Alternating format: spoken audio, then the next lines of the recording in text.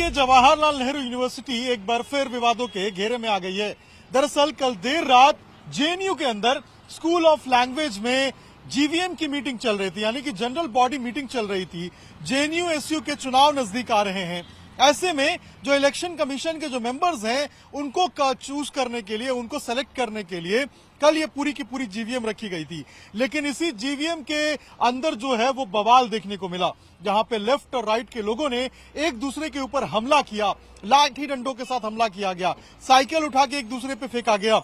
इसके साथ साथ जो तस्वीरें निकल के सामने आई वो बेहद ही डराने वाली थी, जो कि एक यूनिवर्सिटी के अंदर से नहीं निकल के आनी चाहिए थी। एबीवीपी का आरोप है कि जो लेफ्ट के लोग थे उन्होंने वोटों में धांधली की। शम्स नाम के एक शख्स को स्टेज पे खड़ा किया, जिसके ऊपर सीएए के दौरान एफआईआर हुआ है। लगातार वो मांग कर रहे थे कि उसे वहां से हटाया जाए और वोटों में धांधली ना किया जाए, लेकिन लेफ्ट की तरफ से वोटों में धांधली की गई, ऐसा एबीवीपी का आरोप है। वहीं लेफ्ट का ये कहना है कि एबीवीपी के लोगों ने लेफ्ट के जो लोग हैं उनको बंधक बना के रखा और उनके साथ मारपीट की। फिलहाल जेएनयू प्रशासन ने कहा है कि वो इस पूरे मामले को देख रहे हैं, उनके संज्ञान में पूरा मामला है और इस पूरे मामले की वो जांच कराएंगे। यहां तक कि जो 3 लोग जो घायल हैं उनका भी जो इलाज है वो सफदरजंग में चल रहा है। लेकिन जैसे जैसे जेएनयू एसयू के चुनाव नजदीक आ रहे हैं वैसे वैसे जेएनयू में हिंसक झड़प बढ़ती जा रही है। देखना होगा कि आखिर जब चुनाव होंगे तो किस तरीके से जेएनयू एसयू का चुनाव जो है वो पूरे तरीके से कंडक्ट होता है, क्योंकि पिछली बार भी जब चुनाव हुए थे उस वक्त भी यहाँ पे लड़ाई देखने को मिली थी। इस बार भी जब चुनाव नजदीक आ रहे हैं तो ऐसे ही हिंसक झड़प देखने को मिल रहा है। आने वाले वक्त में पता चलेगा कि आखिर इस पूरे हिंसा का मास्टरमाइंड कौन है और आखिर जेएनयू में तनाव पैदा कौन करना चाहता है। जेएनयू में फिर से ये जो नक्सली अर्बन नक्सल्स जो है फिर से एक्टिव हुए हैं। जैसा कि आप सभी को पता है जेएनयू इलेक्शन की प्रक्रिया चल रही है, तो स्टार्टिंग से ये जेएनयू प्रक्रिया जो है इसको रिगिंग करने का प्रयास करने का किया जाता है। जो आपको जानकारी में होगा 9 फरवरी को, 9 फरवरी को जानबूझ के यूजीबीएम करते हैं और हर साल एक जेएनयू में जैसे एंटी नेशनल एक्टिविटीज करते हैं, उस साल भी उसी दिन यूजीबीएम करके वहां पे कॉमन स्टूडेंट और एबीपी कार्यकर्ता पे हमला करना शुरू करते हैं। उस दिन से लेके लगातार मौका देख के हर जगह जहां जहां स्कूल जीबीएम होता है हम वहां पे एबीपी कार्यकर्ता पे हमला करने का प्रयास किया जाता है। साबरमती ढाबा पे भी एबीपी कार्यकर्ता पे हमला किया गया था और Tripura school of social science का स्कूल जीबीएम में भी एबीपी कार्यकर्ता पे हमला किया जाता है और वहां से रुकते नहीं। आज कल जो है स्कूल ऑफ लैंग्वेज में लास्ट स्कूल जीबीएम था, उसमें इनको जैसा कि इनका ये जो जेएनयू नाम पर ढपली बाजार है कम्युनिस्ट का, ये पूरा जेएनयू छात्र जान चुके हैं कि ये सूडो जेएनयू है और ये 5 साल से जेएनयू में कुछ काम नहीं किया है, स्टूडेंट्स हित में कोई काम नहीं किया है। इसीलिए ये जेएनयू का जो प्रक्रिया में है उसके हिसाब से जो स्कूल जीबीएम है उसमें कन्वीनर रिपोर्ट पेश किया जाता है। वो कन्वीनर कोई स्कूल में ये एक भी कन्वीनर रिपोर्ट नहीं दिया है। क्यों? क्योंकि वो जेएनयू के लिए जेएनयू नाम पर ढपली बजाने के अलावा कोई काम नहीं किया है। तो और ऊपर से ये जो सिर्फ इसी मेंबर्स चुनने के लिए ये प्रक्रिया करते हैं, तो जैसा कि स्कूल ऑफ लैंग्वेज में 6 इसी मेंबर्स चुनना था, तो प्रक्रिया में ये जान चुके हैं कि जेएनयू स्टूडेंट्स जागरूक हो चुके हैं। तो इनका जो है मेंबर्स जो है ये जो कम्युनिस्ट को इस मेंबर बना के ये इलेक्शन को रिगिंग करने का प्रयास कर रहे थे। तो ये जो स्कूल जीबीएम जो है बुलाते हैं SL1 में कॉरिडोर में, आपको उनको पता है कि 2000 से ऊपर SL का छात्रा है, वो ये नैरो कॉरिडोर में कैसे रहेंगे और उनका वोट कैसे काउंट करोगे। ये जानबूझ के वो कॉरिडोर चूज करते हैं क्योंकि एबीवीपी और कॉमन स्टूडेंट उसमें ज्यादा लोग ना आ पाए, उनको एक्सक्लूड किया जाए, गेट से बाहर ही निकल जाए। और वो वहां पे एबीवीपी ऑब्जेक्ट रेज किया था, ओपन प्लेस में जीबीएम कराना की मांग की थी। तो उसके बाद वो जो मीटिंग है उसको जीबीएम है उसको SL2 का पार्किंग एरिया में शिफ्ट किया जाता है। वहां पे निश्चित किया जाता है। तो वहां पे जाके एबीपी कार्यकर्ता और कॉमन स्टूडेंट जाके आगे बैठ गए थे।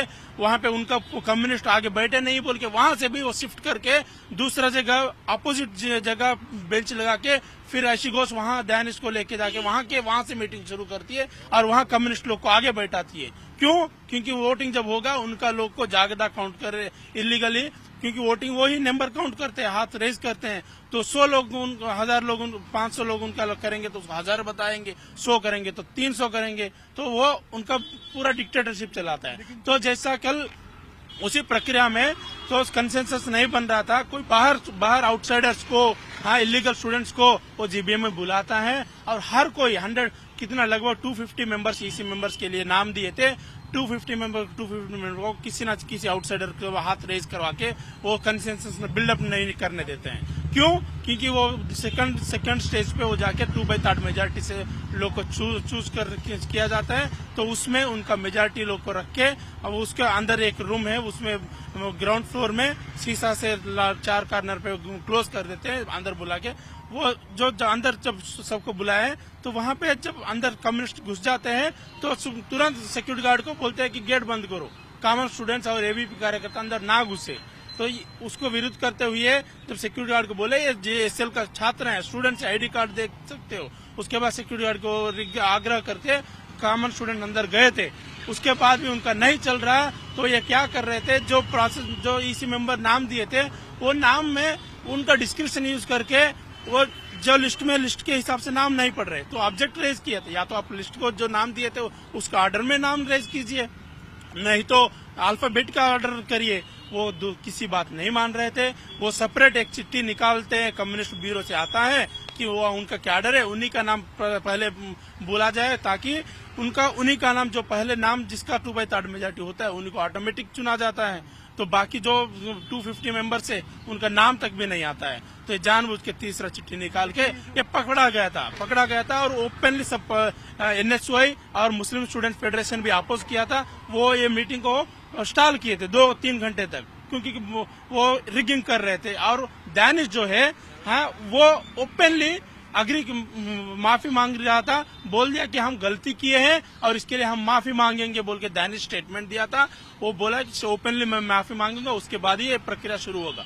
लेकिन आधा घंटे के बाद देखा जाता तो वो माफी नहीं मांगता है, ये कम्युनिकेशन गैप बोल के सबको आगे चलता है। तो वहां पे भी ये प्रक्रिया को आगे नहीं बढ़ते हैं, ये बस उनका वो बोलते हैं कि पुराना ईसी मेंबर से बोल के 4 लोग का नाम रख के ऐशी घोष वहां से भाग जाती है।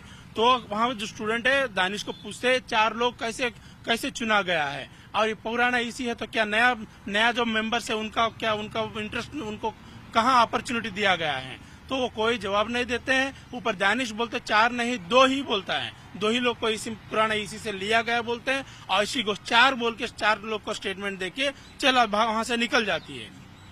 तो यहाँ दानिश को हम पूछ रहे बार ऐशी घोष को बुलाइए हाँ और बताइए ये 4 लोग को, ये 2 के अलावा ये 4 लोग को कैसे चुना गया है और क्यों चुना गया है। उनके पास कोई समाधान नहीं था और ना ऐशी घोष को बुला पा रहे थे वहां पे। तो ये आर्ग्यूमेंट हो रहे थे, उसी में जैसा कि कम्युनिस्ट समझ गया कि सब जागरूक हो गए तो पीछे से अपने जो क्वेश्चन पूछ रहे हैं उनको काउंटर कर, मतलब कि उनका जो रिगिंग करने का प्रोसेस को काउंटर कर रहे थे उन पे हमला करना शुरू कर देते हैं। पीछे से जो छात्रा है उन्नति उसको धकेल देते हैं, नीचे गिरा देते हैं। रोहित कुमार जी हैं उन पे हमला करते हैं, उनको ये कमर पे पैर से मार देते हैं, वो गिर जाते हैं।